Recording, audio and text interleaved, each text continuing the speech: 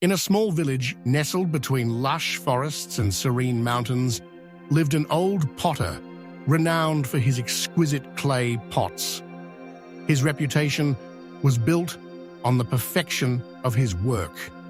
However, as years passed, the old potter found himself increasingly troubled by his creations, never quite satisfied with the outcomes, no matter the praise he received.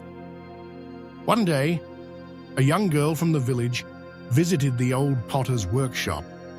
She noticed dozens of pots, some half-formed, others complete but cracked, littering the space. The girl, curious, asked the potter why he kept these flawed pieces around when he could simply throw them away and make room for better ones.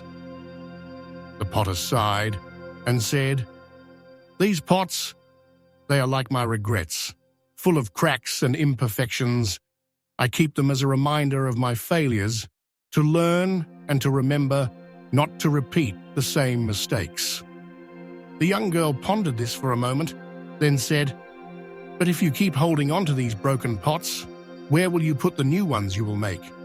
The perfect ones you're yet to create?"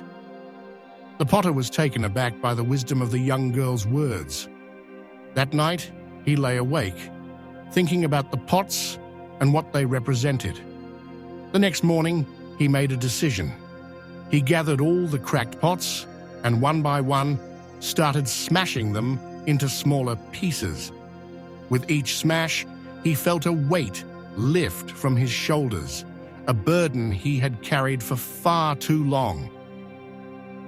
With the broken pieces, he formed a mosaic pathway in his garden, a beautiful, imperfect, and functional artwork, turning his regrets into a path forward, quite literally.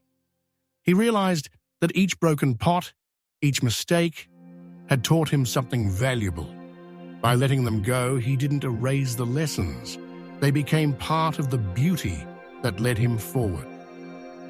The old potter began to work again, this time with a lighter heart, accepting imperfections and focusing on the beauty of creation without the burden of past regrets.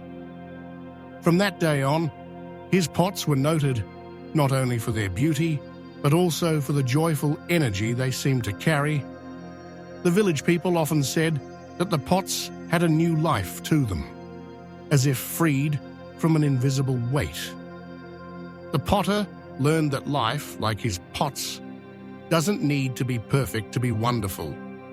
By letting go of past burdens and embracing the present, we make room for new joys and new creations.